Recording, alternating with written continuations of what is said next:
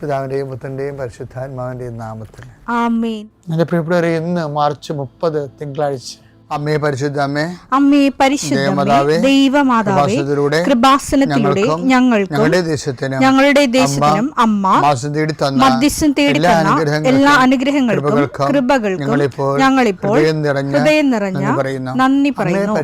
അമ്മേ പരിശുദ്ധമേ, ദൈവമാതാവേ, 2004 ഡിസംബർ 7 ഉച്ചകഴിഞ്ഞ് 2:30 കൃപാസനത്തിൽ സംഭവിച്ച അമ്മയുടെ പ്രത്യക്ഷപ്പെടലിനെ കുറിച്ച് തിരുസഭയ്ക്ക് സമർപ്പിച്ചിരിക്കുന്ന പഠനരേഖകളുടെ മേൽ സഭാത്മകമായ പഠനം ആരംഭിക്കുവാൻ ഞങ്ങൾ പ്രാർത്ഥിക്കുന്നു.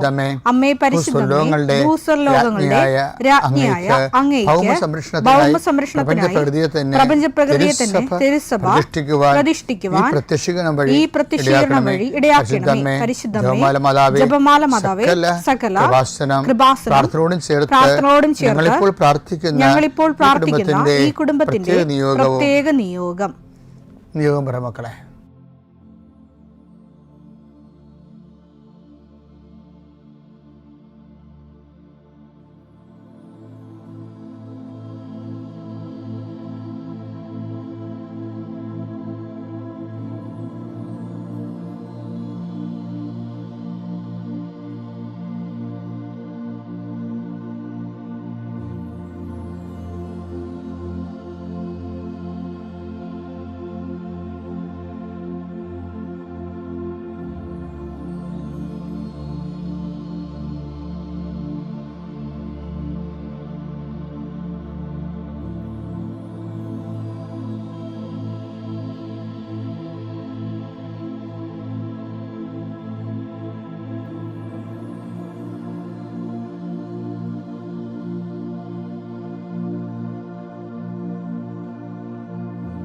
അമ്മയുടെ പ്രത്യക്ഷീകരണത്തിന്റെ ഈ അനുഗ്രഹവേളയിൽ ഞങ്ങൾക്ക് സാധിച്ചു തരുവാൻ കനിയണമേ. ആമേൻ. വിശ്വാസ പ്രമാണം.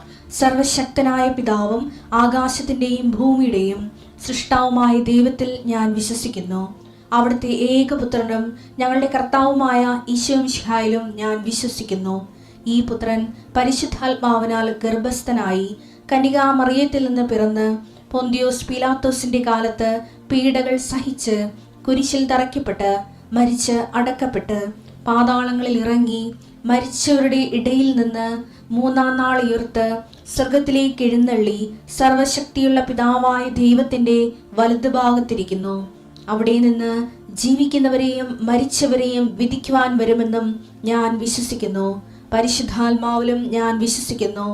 വിശുദ്ധ കത്തോലിക്കാ സഭയിലും പുണ്യവാന്മാരുടെ ഐക്യത്തിലും പാപങ്ങളുടെ മോചനത്തിലും ശരീരത്തിന്റെ ഉയർപ്പിലും നിത്യമായ ജീവിതത്തിലും ഞാൻ വിശ്വസിക്കുന്നു.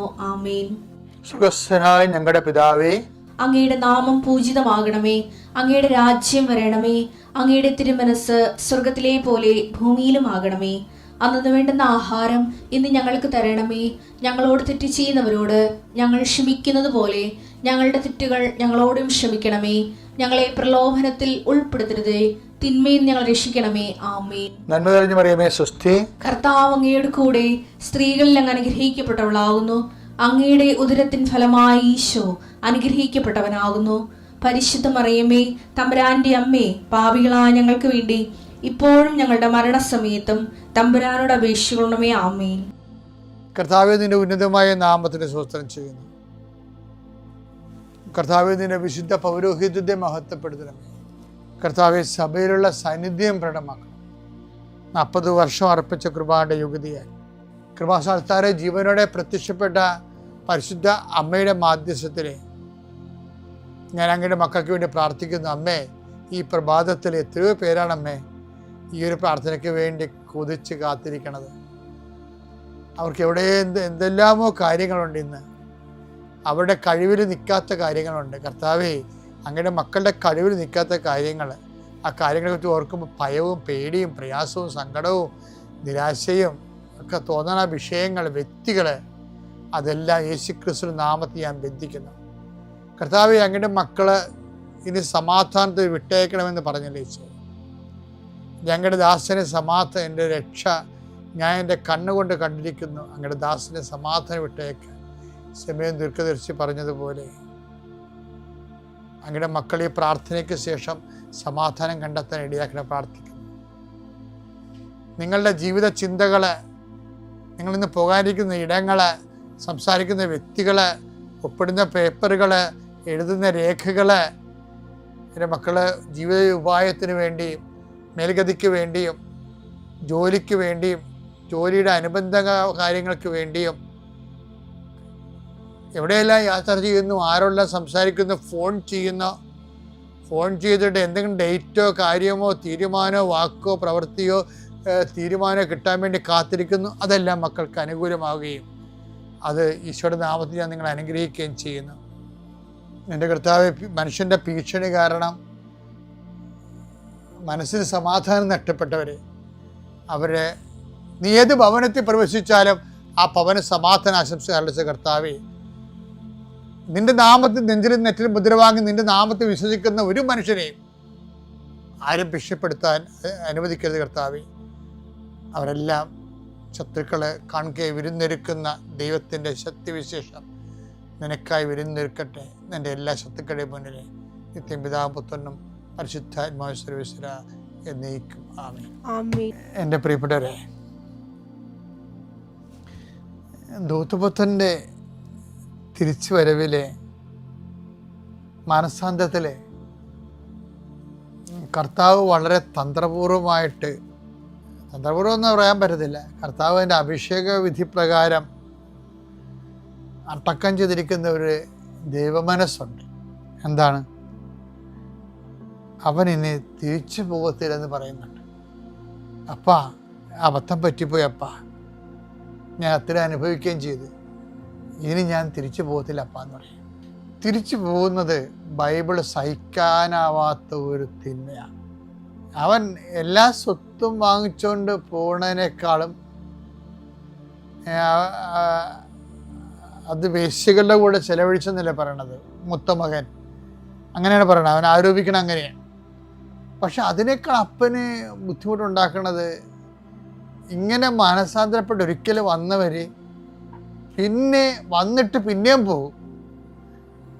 അവരെക്കുറിച്ച് അപ്പം വൃത്തമൊത്തം പറയുന്നതുകൊണ്ട് ഞാൻ അങ്ങനെ ഒരിക്കലും, അതുകൊണ്ടാണ് അങ്ങയുടെ ദാസരിൽ ഒരുവനായി ഞാൻ ഇവിടെ എക്കാലം ജീവിച്ചോളാം, ഞാൻ ഇനി പോകത്തില്ലെന്ന് പറയും. കാര്യം അത് ബൈബിളിൻ്റെ ഉള്ളിലുള്ള ഒരു ഭയങ്കര രഹസ്യമായ ഒരു നിഗൂഢമായ ഒരു വെളിപാടാണ്. കാര്യം അത് പത്രോസും പൗലോസും ഈ വിഷയത്തിൽ ഭയങ്കര സീരിയസ് ആണ്. പത്രോസ് എന്താ പറയണെന്ന് വെച്ചാൽ എബ്രായർ 6:4 ഒരിക്കൽ പ്രകാശം ലഭിക്കുകയും സ്വർഗീയ സമ്മാനം ആസ്വദിച്ചറിയുകയും പരിശുദ്ധാത്മാവിൽ പങ്കുകാരാവുകയും ദൈവവചനത്തിന്റെ നന്മയും വരാനിരിക്കുന്ന യുഗത്തിന്റെ ശക്തിയും രുചിച്ചറിയുകയും ചെയ്തവർ വീണു പോവുകയാണെങ്കിൽ അവരെ അനുതാപത്തിലേക്ക് പുനരാനയിക്കുക അസാധ്യമാണ്. അനുതാപത്തിലേക്ക് ആനയിക്കുകയുണ്ട്, പുനരാനയിക്കുകയുണ്ട്. അപ്പോൾ പുനരാനയിക്കുക ബൈബിൾ അംഗീകരിക്കണില്ല. കാര്യം ഒരിക്കൽ അവൻ അനുതാപപ്പെട്ട് തിരിച്ച് പാപം ഉപേക്ഷിച്ച് വന്നാൽ പിന്നെയും പഴയ അഭ്യാസം കാണിച്ചാൽ ബൈബിൾ അതിനെ വിളിക്കണത് പന്നി, പട്ടി എന്നൊക്കെ വിളിക്കണം. അതറിയണമെന്നുണ്ടെങ്കിൽ 10 ദിവസം ലേഖനം വായിച്ചാൽ മതി. 2 10 ദിവസം 2:20 എടുത്തേ. നമ്മുടെ കർത്താവും രക്ഷകനുമായ യേശുക്രിസ്തുവിനെ കുറിച്ചുള്ള അറിവ് മൂലം അവർ ലോകത്തിന്റെ മാലിന്യങ്ങളിൽ നിന്ന് രക്ഷ പ്രാപിച്ചതിന് ശേഷം വീണ്ടും അവയിൽ കുരുങ്ങുകയും അവയാൽ തോൽപ്പിക്കപ്പെടുകയും ചെയ്യുന്നെങ്കിൽ അവരുടെ അന്ത്യസ്ഥിതി ആദ്യത്തേതിനേക്കാൾ മോശമായിരിക്കും. കാരണം തങ്ങൾക്ക് ലഭിച്ച ശുദ്ധകൽപ്പനയെ കുറിച്ച് അറിഞ്ഞിട്ട് അതിൽ നിന്ന് പിന്മാറുന്നതിനേക്കാൾ അവർക്ക് നല്ലത് നീതിയുടെ വഴിയെക്കുറിച്ച് അറിയാതിരിക്കുകയാണ്. നായ് ഛർദ്ദിച്ചത് തന്നെ വീണ്ടും ഭക്ഷിക്കുന്നു. കുളിച്ച പന്നി ചെളിക്കുണ്ടിൽ ചെളിക്കുണ്ടിൽ വീണ്ടും ഉരുളുന്നു. അപ്പൊ പന്നി പട്ടി എന്നൊക്കെ വിളിക്കണം. ഒരിക്കൽ രക്ഷപ്പെട്ട് വിശുദ്ധിയിലേക്ക് വന്നിട്ട് പിന്നെ അവൻ പഴയ അഭ്യാസം കാണിച്ചാൽ അവനെ ദൈവം പന്ന്യൻ തന്നെ വിളിക്കണം. കാര്യം മറ്റവൻ പന്നികളുടെ കൂട്ടത്തിൽ തിന്നാൻ പോയതേ ഉള്ളൂ. ധൂർത്തപുത്രൻ അവൻ തിരിച്ചു വന്നിട്ട് പിന്നെ പോയാൽ പന്നികളുടെ കൂട്ടത്തിലേക്ക് പോവുകയല്ല, അവൻ വേറൊരു പന്നിയായി മാറുകയും. അതാണ് ബൈബിളിൻ്റെ ഒരു കോൺസെപ്റ്റ്. അപ്പോൾ വീണവർ അതാ നിൽക്കുന്നു എന്ന് തോന്നുന്നവൻ വീഴാതിരിക്കേണ്ടത് ഒരു സപ്പോസം പറ. അങ്ങനെയാണ് 1 കൊരിന്തോസ് 10:12. 1 കൊരിന്തോസ് 10:12. ആകയാൽ നിൽക്കുന്നു എന്ന് വിചാരിക്കുന്നവൻ വീഴാതെ സൂക്ഷിച്ചു കൊള്ളട്ടെ.